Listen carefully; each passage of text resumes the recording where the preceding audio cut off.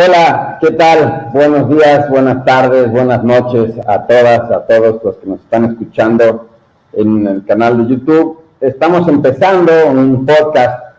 La historia del por qué estamos haciendo esto es larga y tendida, pero tendríamos que decir que Carlos ha insistido durante muchísimo tiempo en que hagamos un podcast sobre la actualidad. Es sobre psicología política, es decir, cómo las emociones influyen en el tema político, y para ello pues vamos a estar comentando una serie de eventos sobre la coyuntura o incluso sobre algunos libros que tengamos interés. Carlos Rivera es licenciado en psicología y maestro y doctor en psicología política por la Universidad de Essex, en el Reino Unido, y a día de hoy está haciendo una investigación postdoctoral en la Universidad de Berkeley, en California, muy interesante sobre las emociones y lo que es la elección política. Carlos, pues muchísimas gracias, finalmente te hice caso, acá estamos en este podcast. El tema de hoy es básicamente ¿por qué Andrés Manuel es tan popular? ¿Por qué este personaje que surge, ¿sí? Por ahí de los 80s, en la toma de unos pozos en Tabasco, ¿no? Y que a lo largo del tiempo se convierte en presidente de la República, pasando por la jefatura de gobierno, 3 candidaturas presidenciales? ¿Por qué es tan popular a 3 años de gobierno, en un gobierno que, bueno, pues como todos, al final es bastante polémico y bastante pues, odiado y amado a partes iguales, o podríamos decir más amado que odiado, pero eso es un poco la pregunta. Entonces, es un tema que la verdad te viene como anillo al dedo, así que deberíamos decir ¿por qué, bajo tu punto de vista, Andrés Manuel es tan popular? Bueno, muchas gracias. Primero, muchas gracias por invitarme. Y lo que te voy a decir es que eso es lo más interesante, ¿no? De la pregunta, que es ¿por qué él sigue siendo tan popular cuando que su gobierno, cuando ves las encuestas, cuando desagregas las encuestas por los temas de su gobierno, seguridad, salud, todos los temas de gobierno, o casi todos los temas de gobierno, en realidad no lo es tanto, o ni siquiera, no es que no lo sea tanto, es que en realidad queda reprobado en cada uno de los aspectos de su gobierno. Y eso es lo que vuelve tan interesante este tema de debate o de investigación, que es cómo un presidente o una figura pública, política, puede ser popular cuando que su ejercicio de gobierno dista de serlo.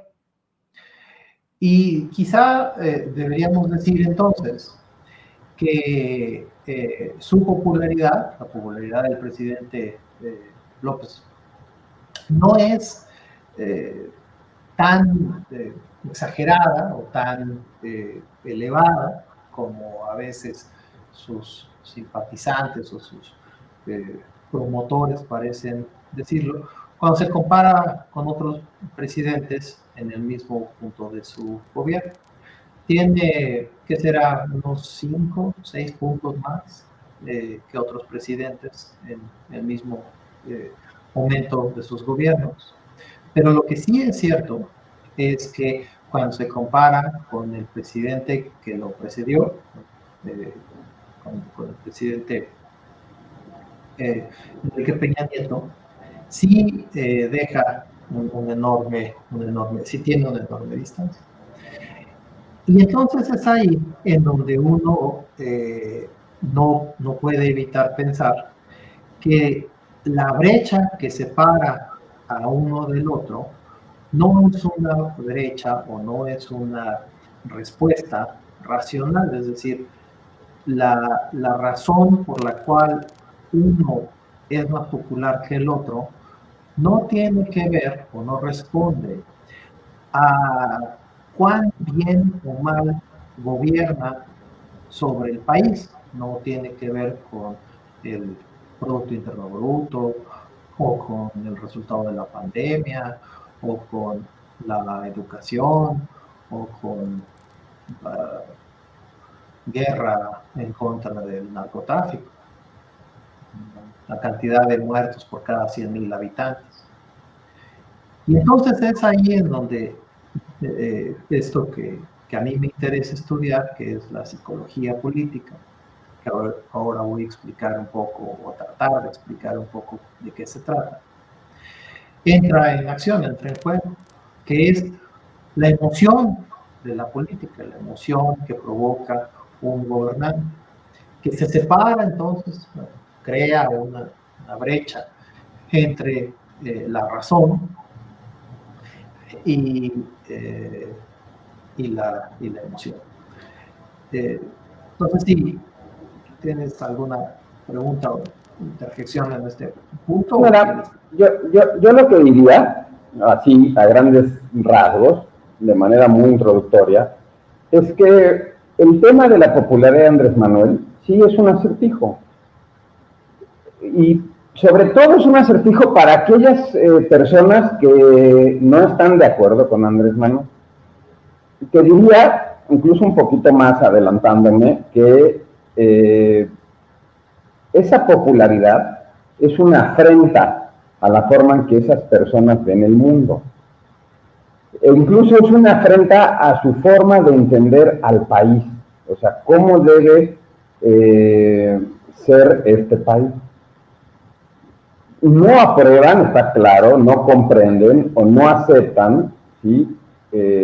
Esa realidad, porque finalmente la popularidad de Andrés Manuel tendríamos que decir que sí es real. Y entonces aquí surge un tema que desde mi punto de vista es muy interesante, porque la respuesta que este sector, que es muy influyente, ¿sí? En el país, la que te dan, pues pasa por dos sopas, ¿no? Una, aquellos que son seguidores de Andrés Manuel son idiotas, o aquellos que son seguidores de Andrés Manuel han sido engañados por su discurso.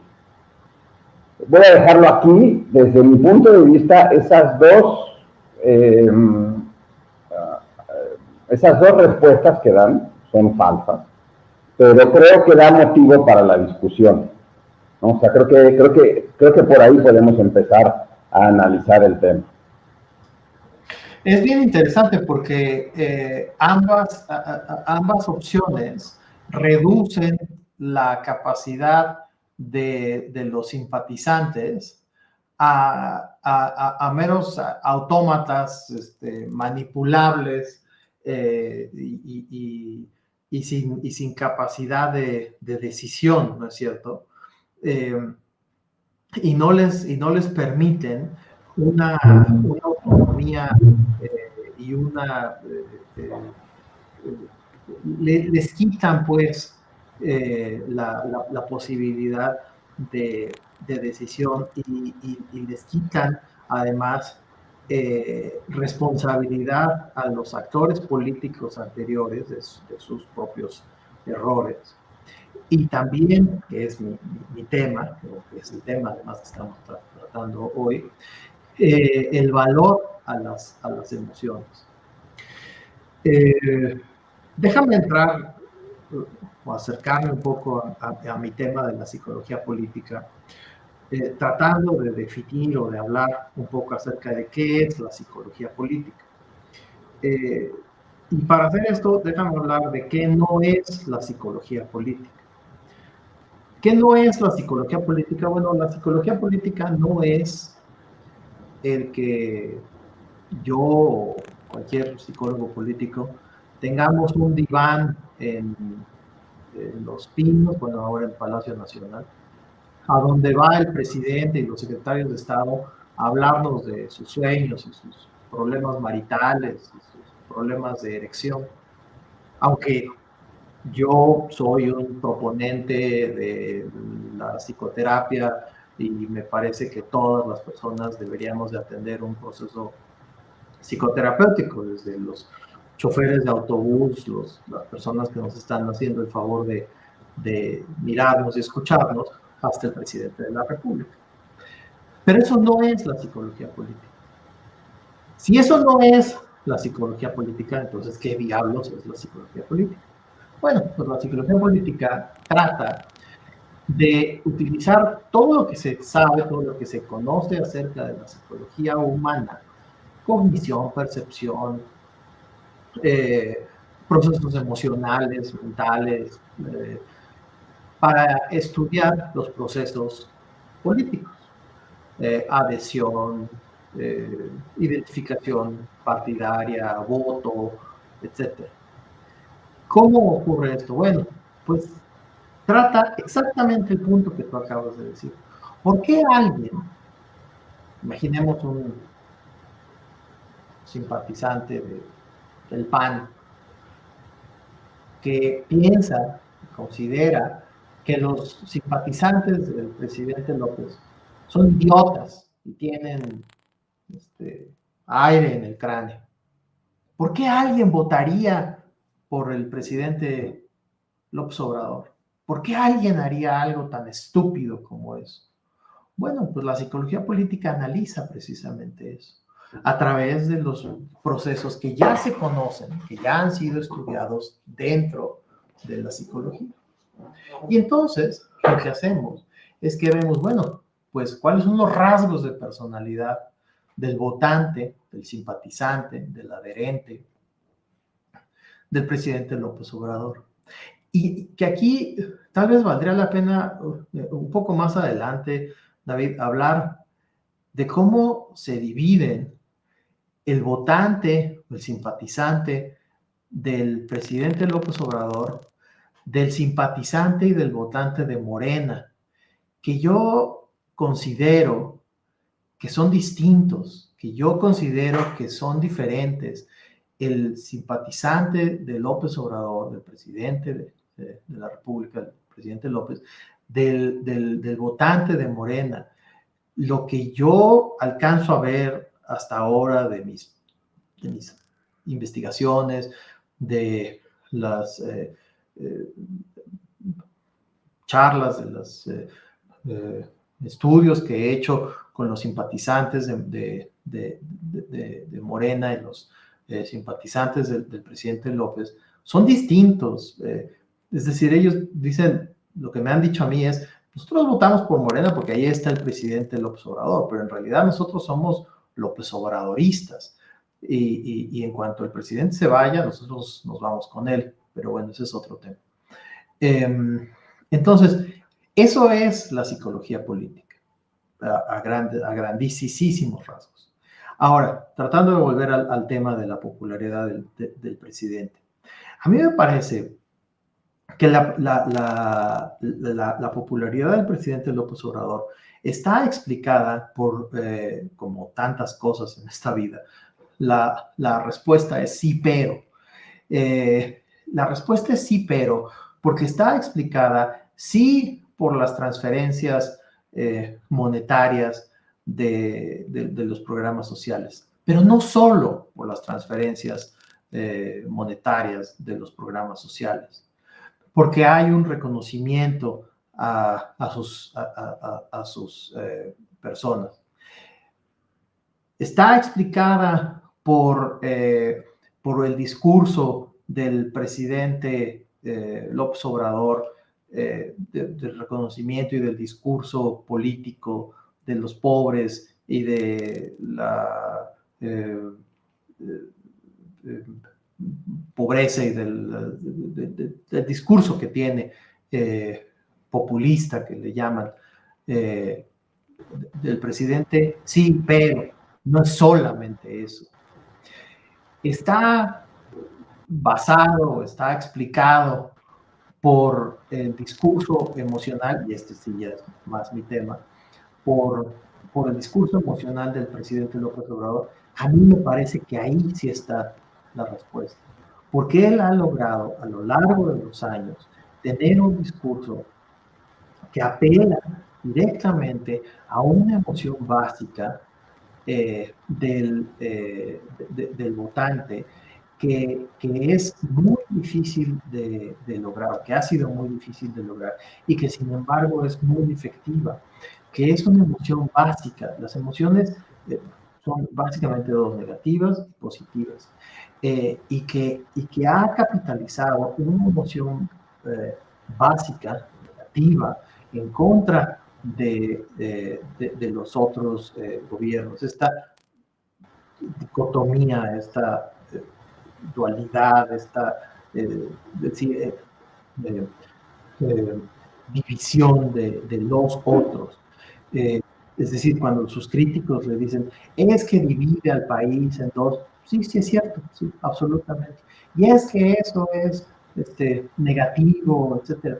Sí, puede tener consecuencias negativas, absolutamente cierto. Pero ha sido efectivo. Y ha sido efectivo porque apela emocionalmente a una parte muy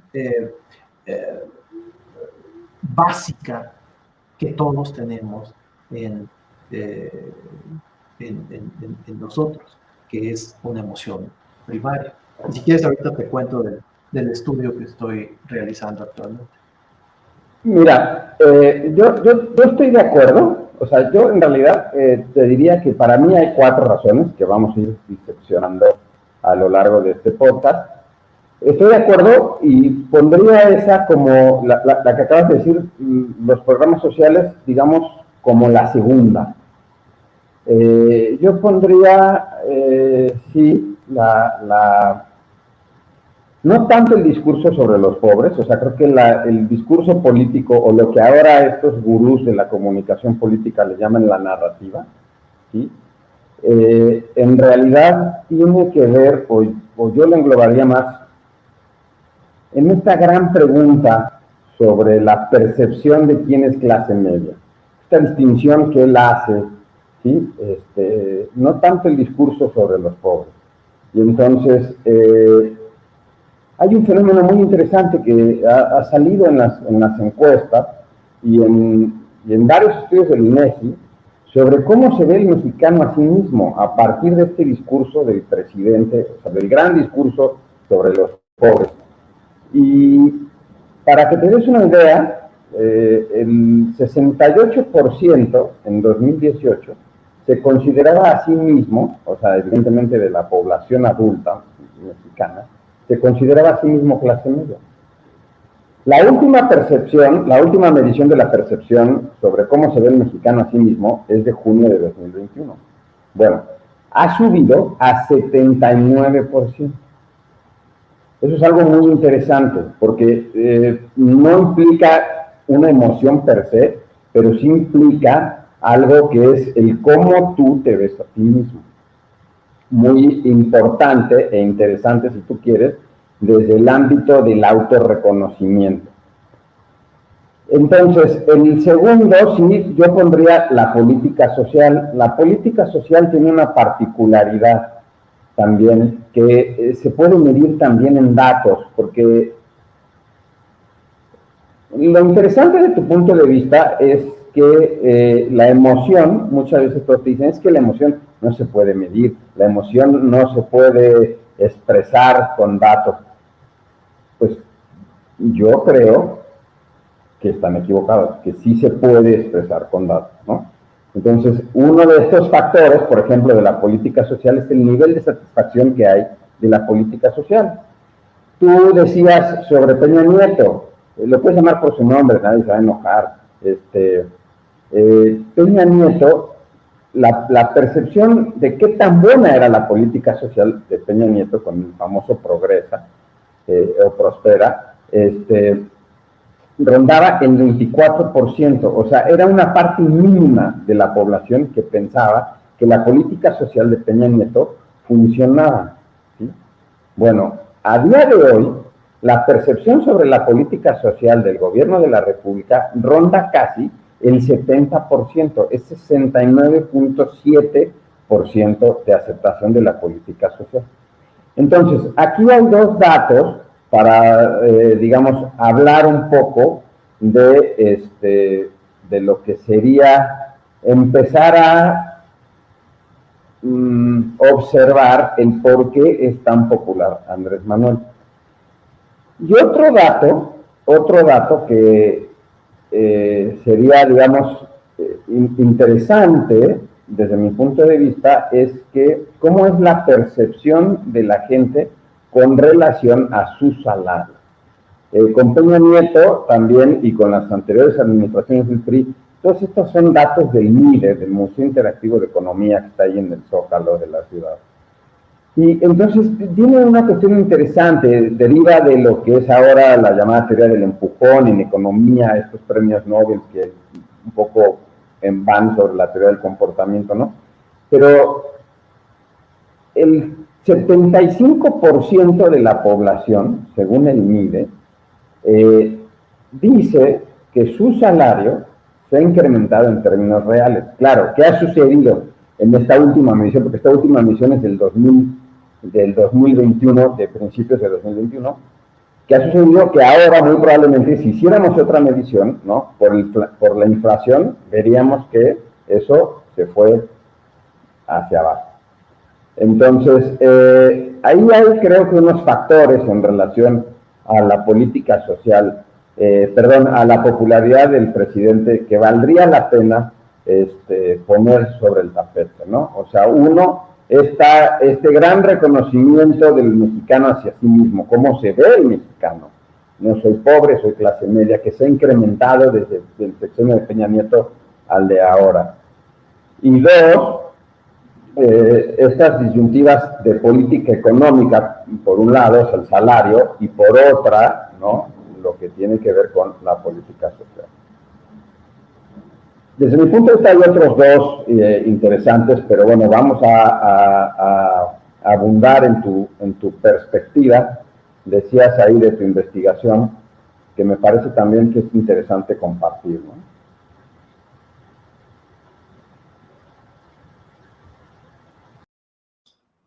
Sí, bueno, yo lo que quería decir eran dos cosas.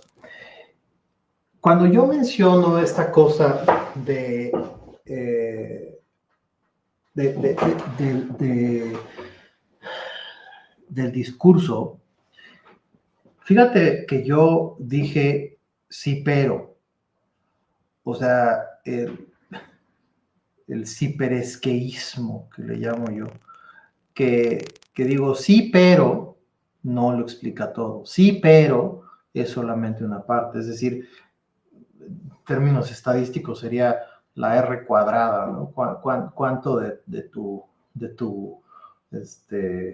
modelo explica la variable, ¿no? A mí me parece que él ha sido muy efectivo en tomar esta parte de los mexicanos, del discurso de los mexicanos, y devolvérselos en una forma de reconocimiento, de decir, los escucho.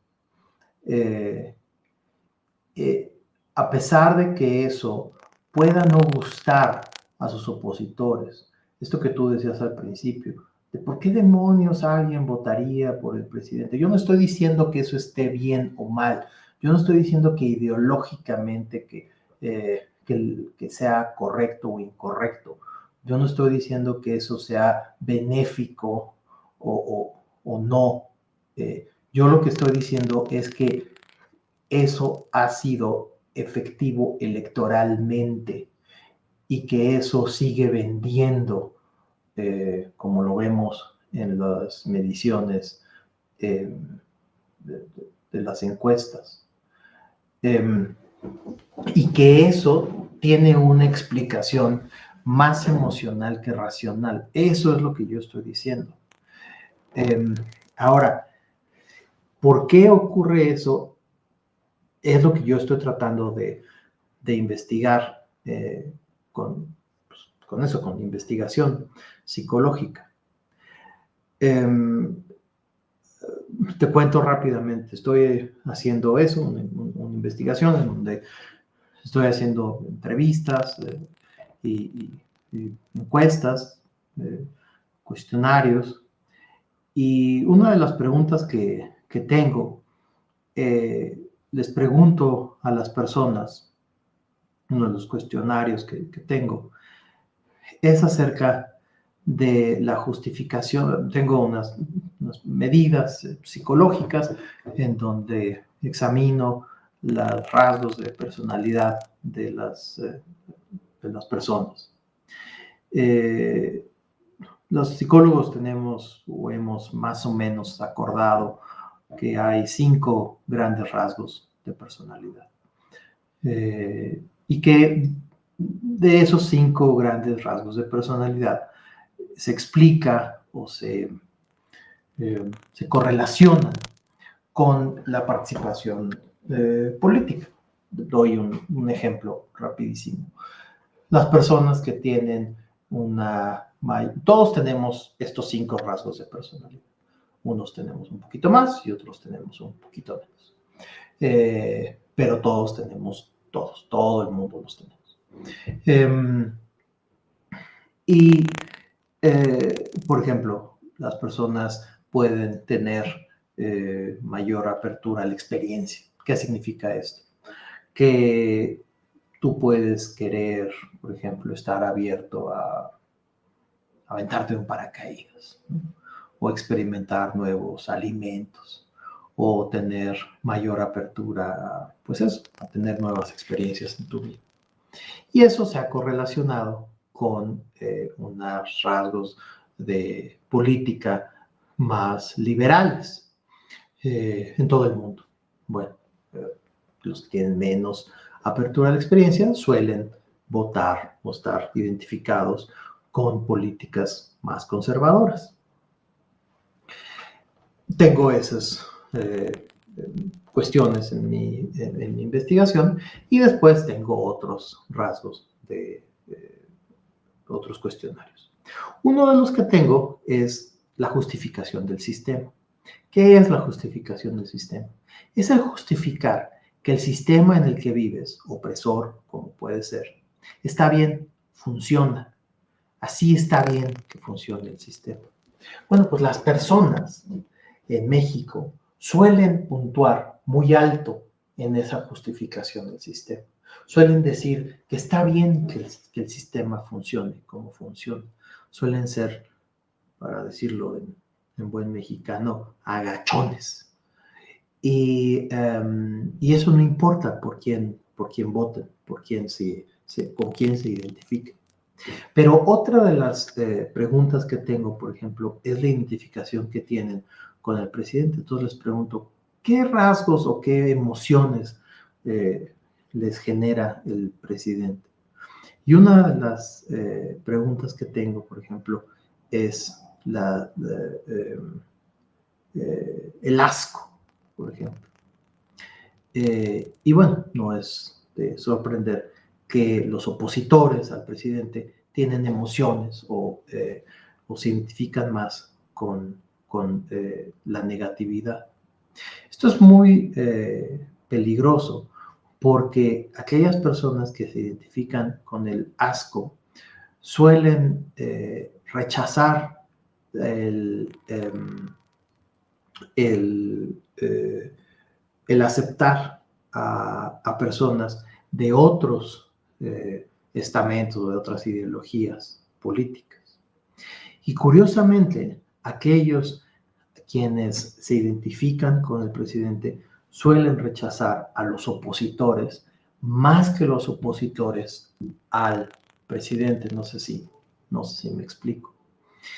Y ese dato, pues, es desafortunadamente muy peligroso, ¿no? No sé sí, sí, ahí es donde, digamos, ahí es donde se puede observar, ¿no? Esta supuesta polarización, esta supuesta bifurcación que tiene la sociedad mexicana, justamente en estas 2 palabras. Y eso también es algo muy interesante. Yo tengo alguna teoría ahí, pero pues necesito más datos, que es cómo el discurso ha ido permeando, ¿no? O sea, tal vez Tal vez se necesita ampliar la muestra, tal vez hay algún error técnico en mi muestra. La verdad es que habría que hacerla más grande, nacional. O puede ser algún error de mi muestra, puede ser. Mira, también estas sensaciones sobre el presidente tienen que ver un poco con el impacto urbano, o sea, con el entorno urbano de los ciudadanos. Y esta definición, por eso te decía que es muy importante la forma en la que vemos el mundo, esta definición de qué es lo que tiene que hacer el Estado o no. O sea, si a la gente le gusta tener, digamos, un Estado presente, entonces el hecho de que tú mejores su entorno va a conllevar una gran identificación con el gobierno de turno. O si el gobierno a su vez no quiere invertir en los espacios, digamos, públicos, ¿no? Eso va a conllevar y se aleja de los espacios públicos, se aleja de lo público, pues, entonces eso va a conllevar a que cierto tipo de gente se aleje de ese gobierno. Y ese dato, digamos, sería el tercero que yo te tendría para explicar la popularidad de Andrés Manuel. O sea, la labor de SEDATU. SEDATU es una secretaría que no figura, no ves al secretario en los medios de comunicación, no ves, y tiene una particularidad de su trabajo porque se está haciendo presente y es patente también la inversión en mejoramiento urbano. Entonces, no es nada más una cuestión que sea propia de la Ciudad de México o propia de Acapulco, por ejemplo, ¿no? O que sea de Ciudad Juárez. Estamos hablando de que, además de estas ciudades que mencioné, Tijuana y Mérida, que es la ciudad, digamos, en este preciso momento con mayor índice de desarrollo humano y calidad de vida en América Latina, el Estado se va haciendo presente, digamos, a través de parques, a través de mejoramientos en las, ¿cómo se les dice? En las unidades habitacionales, ¿sí? Que en el corto y mediano plazo cambian tu vida cotidiana, hay un impacto directo. Y eso es algo, ya que estábamos hablando de la personalidad de Andrés Manuel, esto es algo que es interesante verlo desde el punto de vista psicológico, porque a Andrés Manuel le gustan este tipo de acciones, o sea, que son palpables para el ciudadano común. Yo te entrego la tarjeta de los adultos mayores para que ese impacto sea en tu bolsillo, palpable, en tu vida cotidiana, que tu mamá, que tu abuelita, que tú puedan ir al súper a comprar todo aquello que necesitas. Es un impacto directo. Yo te mejoro el parque de tu colonia, yo te mejoro la unidad donde vives, yo te mejoro el teatro. Podemos después estar de acuerdo en que, o en desacuerdo sobre si esa intervención en los espacios públicos es estéticamente bella, no es estéticamente bella, si la debe hacer el Estado o no la debe hacer el Estado. Esa es otra discusión, pero digamos que trae un factor emocional muy importante y que va asociado, desde mi punto de vista, a esto que estás diciendo, a estas percepciones sobre el asco que puede llegar a tener el ciudadano con respecto al presidente, ¿no? Y es algo muy interesante de observar, porque son percepciones sobre tu entorno que por ahí no están fijadas en cuestiones estéticas, sino en tu forma de ver la vida. Ahora, otra cosa que yo mencioné y que a mí me parece interesante es esta cosa de la justificación del sistema, que es cómo el propio Estado, perdón, cómo el propio individuo justifica el entorno opresor en el que se desenvuelve, en el que se desarrolla, y cómo él o ella busca perpetuar ese sistema que lo o la oprime. Y sobre esto hay temas muy interesantes, por ejemplo, con el racismo. No tiene que ver tanto con la popularidad del presidente, que es lo que estamos tratando en este momento, sino con algo más amplio que ha estado en los temas social, la discusión social a últimas fechas, que es el tema del racismo y la discriminación. Para mí me parece muy interesante cómo una persona puede avalar y justificar la opresión que se le inflige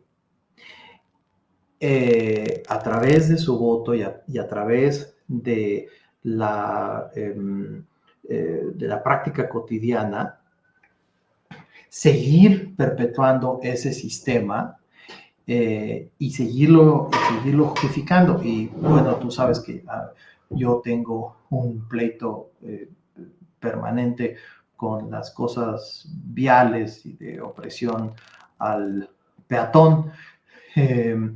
Y uno lo ve cotidianamente, ¿no? El peatón que da las gracias cuando su majestad del auto le cede el paso, cuando que en realidad pues no le está haciendo el favor, ¿no? O sea, lo está haciendo nada más su labor. Es un ejemplo pequeñísimo, pero eso es una justificación del sistema.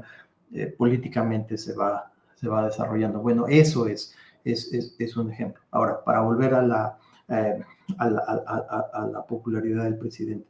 ¿Por qué el presidente sigue siendo tan popular desde la perspectiva de la psicología política?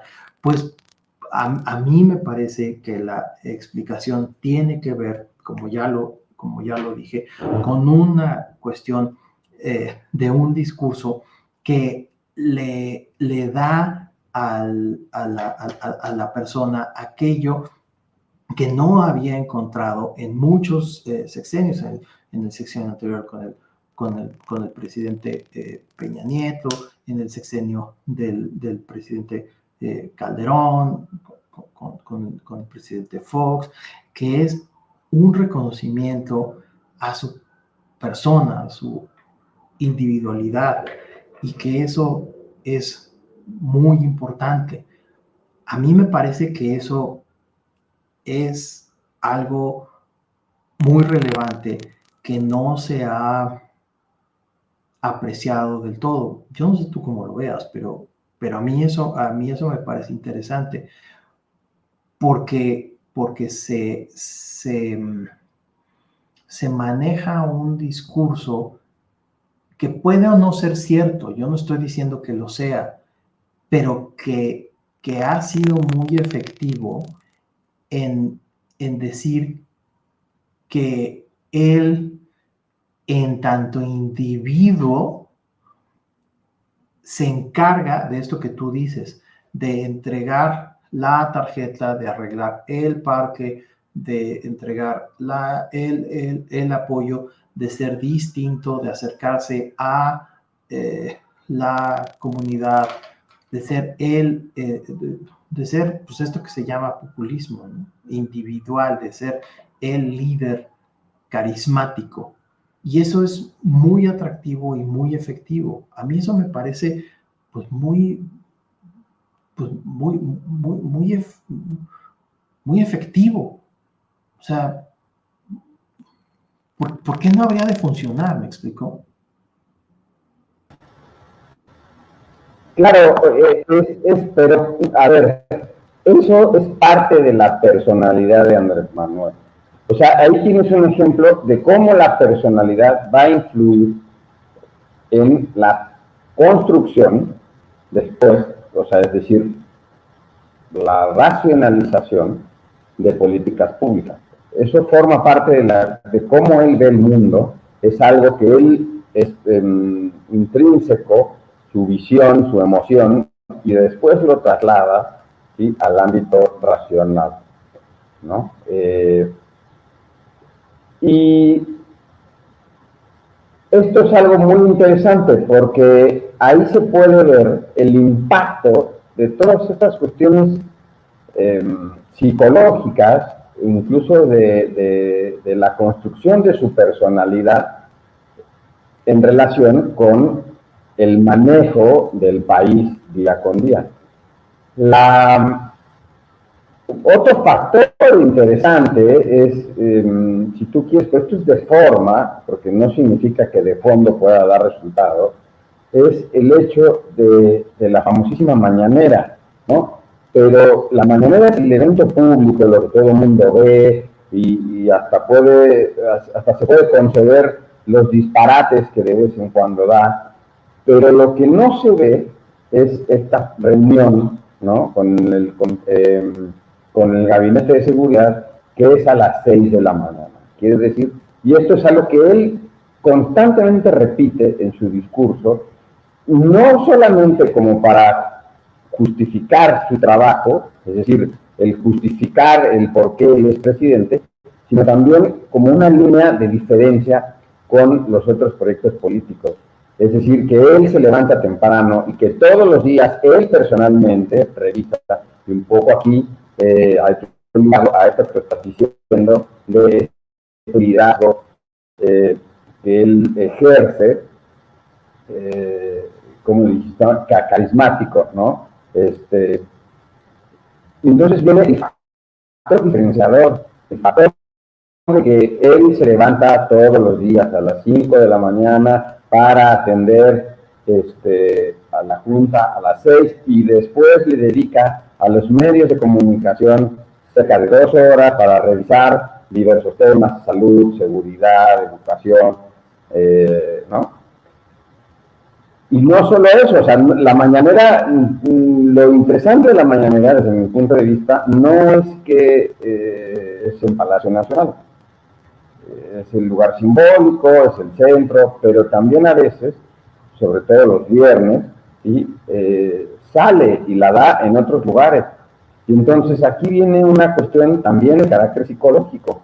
Cuando tú vas directamente a las comunidades e informas, podemos discutir si lo que él hace en una mañana es informar, pero bueno, si tú te presentas en una comunidad y sientas al lado al gobernador, y sientas al lado al secretario de no sé qué, y sientas después al presidente municipal, y empiezas a hablar del tema, la inauguración de la presa y de cómo esa presa va a favorecer a los campesinos, bla, bla, bla, bla, tiene un impacto, ¿sí?, visual, simbólico, en la propia construcción de su liderazgo carismático y evidentemente en su imagen de ser una persona que pues trabaja frente a los otros proyectos políticos que no lo hacían. Pero puedo decir una cosa ahí, o sea, tú dices que los viernes, que la mañanera de los viernes y no sé qué, pero puedo decirte algo, o sea, yo no estoy de acuerdo con eso que tú dices de lo de los viernes. O sea, yo diría, no es los viernes.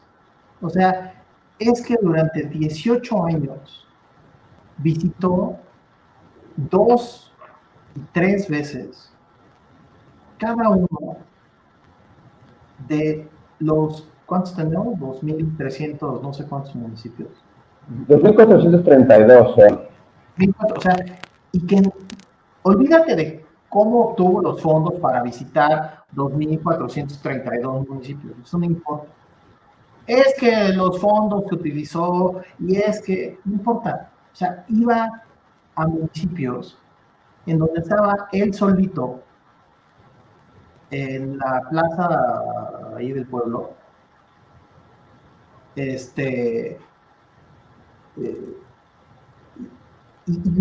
ese trabajo de campo. De campo es lo que el otro día leía una columna de Jesús Silva Jesús Márquez, ¿no? Que mientras él, no me acuerdo cómo decía, pero era una figura muy chistosa de hacer trabajo de WhatsApp, ¿no? Pues sí, es cierto. O sea, digo, ahora ya existe el WhatsApp, en ese entonces no existía, ¿no? Pero es eso. Hay estudios aquí. Tengo un libro que podría enseñar 30 libros que dicen, pues hay que ir a tocar las puertas. A eso, o sea. Pero no estoy tan de acuerdo, O sea, creo que es interesante en términos de cómo él se hace popular, de cómo él es conocido casi como la Coca-Cola, ¿no? O sea, la Coca-Cola es conocida en el último rincón del último municipio del país, porque llega, porque la tienes ahí en el refrigeradorcito, ¿no? Y Andrés Manuel en ese sentido se parece a eso. Pero eso no explica el por qué su popularidad se ha mantenido durante 3 años, ¿sí? De que ejerce él el presupuesto del país y toma las riendas del país. Yo por eso, o sea, lo que sí creo es que el que cada cierto tiempo sí va a las comunidades y se presenta en las comunidades, él solito, de la misma forma en la que hacía cuando hacía campaña, aunque ahora rodeado, ¿no?, de 2 o 3 secretarios, los ayudantes y los famosos guardaespaldas Juanitas, o no me acuerdo cómo se le llamaba. Pero no es el hecho de que durante 18 años, o por lo menos no desde mi punto de vista, no alcanzaríamos a explicar el que, porque te haya visitado a lo largo de los 18 años 4 veces, le vas a seguir pensando, vas a seguir sosteniendo que es un buen presidente. O sea, sí entiendo el factor, digamos, y aquí habría que diferenciar la emoción en la campaña, ¿sí?, y la emoción, digamos, en la administración pública. Esto se asemejaría mucho a lo que dijiste sobre la diferencia entre el votante de Morena y el López Obradorista. Vamos a ver ahora, para un poco redondear esta discusión, qué tanto el López Obradorismo, ¿sí?, sigue fiel cuando López Obrador diga va a ser la corcholata A o va a ser la corcholata B.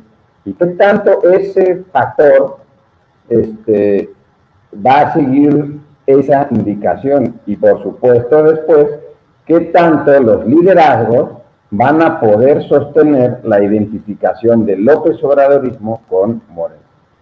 Eso está por ver, eso viene de aquí al 24, no es materia para explicar la popularidad del presidente. Yo quiero decir una cosa sobre eso. No tiene nada que ver con psicología política, sino con ciencia política. Pero yo quiero decir una cosa sobre eso. Ya te lo he contado, pero una compañera mía en la Universidad de Texas, en Austin, hizo su tesis doctoral acerca de las figuras carismáticas, los líderes carismáticos, populistas en América Latina, y cómo pierden su brillo una vez que dejan el poder, y cómo los herederos de esos líderes carismáticos, esto deberían de leerlo los opositores y esos a los que tú te referías que no entienden por qué carajos la gente sigue gustando y apoyando a López Obrador. Y cómo pierden su encanto los líderes populistas en América Latina. Chávez, Perón, todos los líderes populistas en América Latina. Y todos los circos que hacen los herederos de los líderes populistas en América Latina, para seguir siendo dignos herederos y para seguir alcanzando las gracias de los primeros. Y es bien interesante la tesis de Caitlin, porque lo que dice, incluso ganó el premio de APSA, la Sociedad de Psicología, de Ciencia Política. Porque lo que descubre Caitlin es que ellos y ellas llegan a extremos verdaderamente ridículos. Por ejemplo, Menem en Argentina es un poco excesivo utilizar la palabra disfraza Pero Menem, por ejemplo, se vestía físicamente, sus trajes y los afiches, los pósters, tú los ves, son pues, muy similares, ¿no? A los que se usaban anteriormente, ¿no? O sea, tú ves un póster de Carlos Menem y pues es una imitación burda, ¿no? Tú probablemente los viste ahí en Argentina muchas veces, ¿no? El pelo, ¿no? ¿Cómo lo traía Carlos Menem, ¿no? La corbata, o sea, de veras son pues, Ketty los pone, ¿no? O sea, se fue a Argentina y los consiguió en los mercados de viejo. Y lo peor del caso es que se va haciendo declive en Venezuela, ¿no? También consigue unos pósteres y no se logra del todo, no termina de cuajarse ese pastel, digamos. Entonces yo quería decir eso. Entiendo que no es psicología política, que es ciencia política, pero bueno, te lo quería contar porque creo que te podría interesar. A ver, cuéntanos de Argentina y ya, si quieres ya me cae. No, al final, mira, bueno, y esta diferenciación, para volver al tema de Andrés Manuel, me parece muy interesante, porque finalmente también habría que decirlo, la diferenciación lo que hace, incluso parte de su discurso cuando él dice, yo tengo otros datos, la estrategia es esta, es que impide el que puedas poner en duda su propia palabra, ¿no? Pero al mismo tiempo que te impide una discusión, si tú crees objetiva, racional, te pone sobre la mesa, ¿no? A los otros países políticos, a la oposición, a los Obrador. Y entonces también una de las razones por las cuales es tan popular es porque del otro lado no hay nada. O sea, si tú no tienes una opción, es decir, si tú no puedes escoger entre agua simple, agua de Jamaica, agua de horchata, agua, ¿no? Si tú no tienes esa posibilidad, entonces, pues bueno, tú al final vas a decir, ok, sí, pues agua simple porque es lo que hay. El papel de la oposición, la oposición, el 2018 es un parteaguas, está clarísimo en el sistema político, pero la oposición creo que no asumió esa derrota. Siempre se dice, ¿no?, que las derrotas tienen la ventaja de que no son eternas y que los triunfos tienen la desventaja que tampoco lo son. Pero entonces, para transformar una derrota en un futuro triunfo, pues tienes que hacer un análisis serio, objetivo, e incluso tomar nuevas perspectivas. Porque al final volvemos a lo que decía en un principio. Al final, entonces, la razón de por qué ganó Andrés Manuel es porque el 50 y tantos %, los 30 millones de votantes, ¿sí? Pues el 50 y tantos % del padrón y los 30 millones de votantes que tuvo Andrés Manuel son idiotas. Bueno, eso no es verdad. ¿Qué fue lo que la oposición tendría que hacer? Un ejercicio concreto de responder a la pregunta es qué han hecho mal.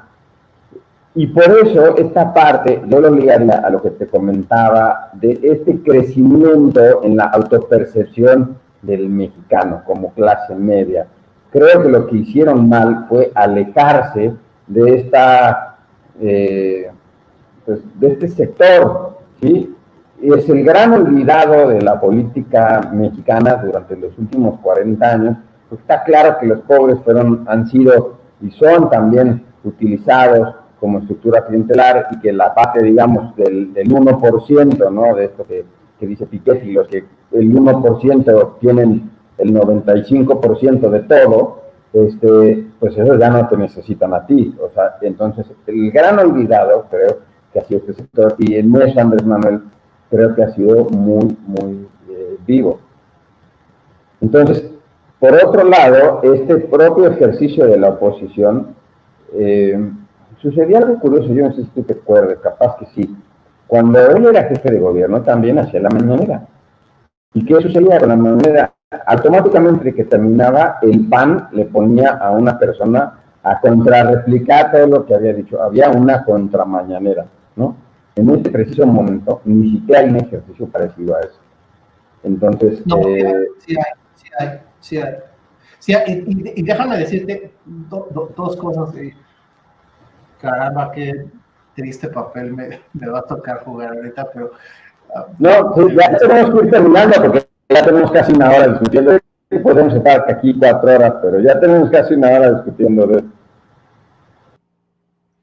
Es que iba a decir una cosa que vas a decir que me pongo a defender aquí a la oposición, pero sí es cierto que ya he oído muchas veces ese argumento de que no hay oposición y que Andrés Manuel necesita a su propio Andrés Manuel. Cierto como es ese argumento, y aquí es en donde me da un poco de vergüenza erigirme en defensor de la oposición, cierto como es ese argumento, también lo es el que él desde el principio asfixió a la oposición. O sea, puedes argumentar todo lo que quieras y tener razón, que la oposición no tenía pies ni cabeza, que les asestaron un golpe durísimo en 2018, que no se organizaron bien, todo tendrás absolutamente razón. Pero él los asfixió por todos lados. Y déjame decir una cosa también. Cuando dijiste de lo de la mañanera, de cuando era él jefe de gobierno, desde entonces Televisa, con mucha entusiasmo, empezó a transmitir en cadena nacional porque le convenía y porque le gustó jugar ese papel. En cadena nacional empezó a transmitir las mañaneras. No tenía por qué hacerlo, era el jefe de gobierno de la Ciudad de México. Podía haberlo transmitido en el canal local de la ciudad y nada más. No tenían por qué transmitirlo en el canal que se veía en Tlaxcala, o en Guadalajara, o en Veracruz. Entonces, el papel que jugó Televisa y TV Azteca y los demás medios nacionales, aunque les duela a las personas que viven en Badiraguato, también juegan, pero bueno. Y número 2, fíjate qué interesante es esto que tú dices. Claro que hay alguien que responde la mañanera todos los días.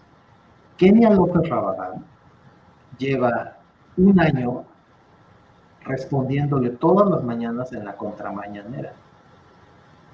¿Tú sabías eso? Evidentemente no, porque acabas de decirlo.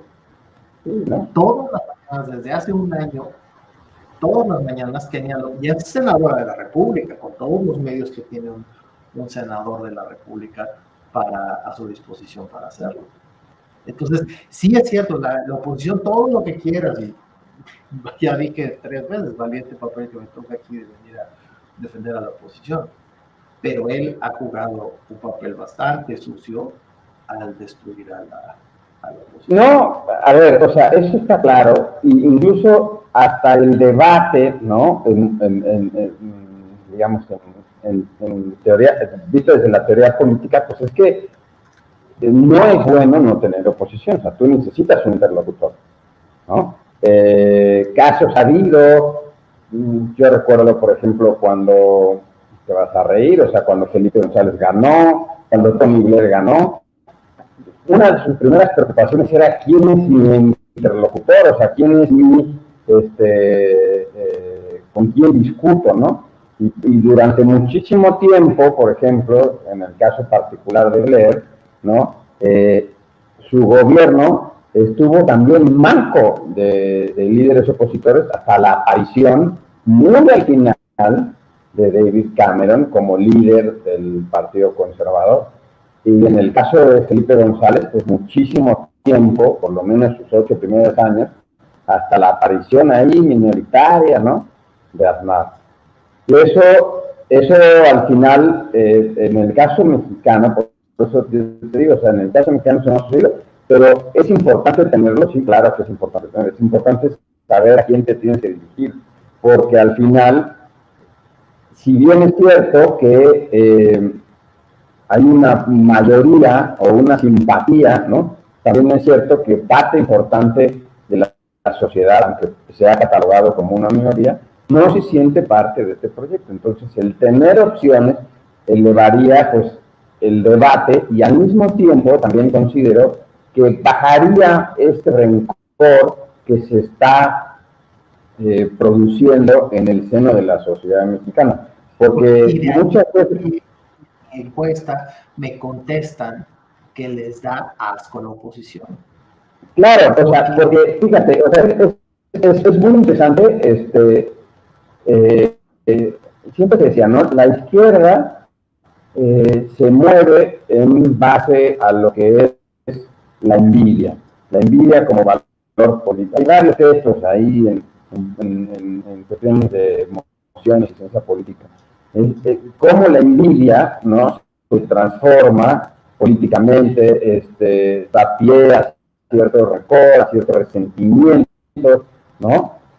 Pero del otro lado, cuando la izquierda gana, también se da ese factor de, no diría rencor, pero sí diría como un prototipo de odio. Empezamos a tener una sociedad, partes de la sociedad que se detestan entre sí, cuando en realidad es lo sano del debate es poder disentir, decir, bueno, yo no estoy de acuerdo y lo veo así, así, así, así.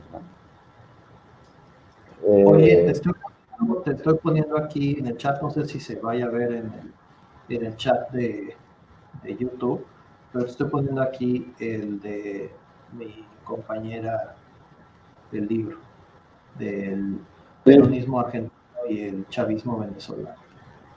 Ah, sí, que dice, sí, Andrew Lee Catlin, The Emergence of Revival of Charismatic Movement, Argentine Peronismo, Venezuelan Chavismo, Sheffield University. Entonces lo vamos a poner ahí en los comentarios.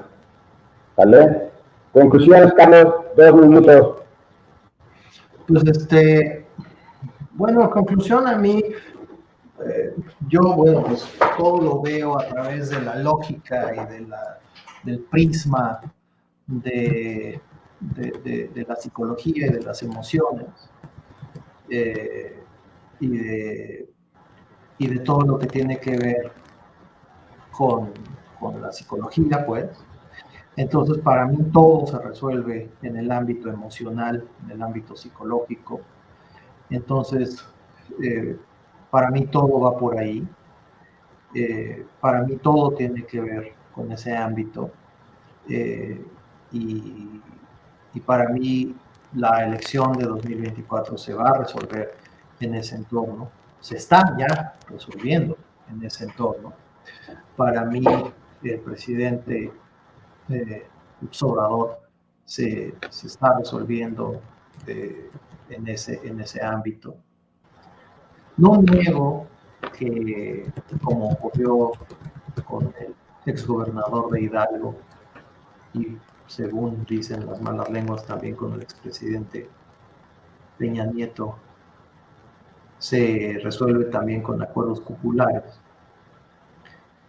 Eso influye, pero a mí me parece que el voto masivo tiene que ver más con una cuestión identitaria y que la identidad está basada en la emoción, en la manera en la que tú reflejas, es decir, pones al exterior, exteriorizas, externalizas tu identidad, la manera en la que tú eres, en la que tú es una externalización de tu identidad política, de tus rasgos de personalidad y de tus psicología política que de otra cosa. y que son estas motivaciones psicológicas, la externalización de estas motivaciones psicológicas, las que están en juego. Y no tanto, para mí al menos, no tanto unas luchas ideológicas o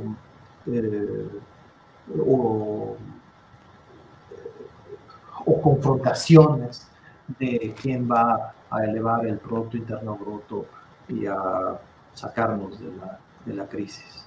O sea, esa es mi visión, bueno, pues así es como yo lo veo. Bueno, pues vamos a seguir conversando sobre este y otros temas y vamos a intentarlo hacer pues cada mes, ya veremos. Pero bueno, Carlos, pues te agradezco mucho y nos vemos la próxima. Cuídate mucho. Adiós.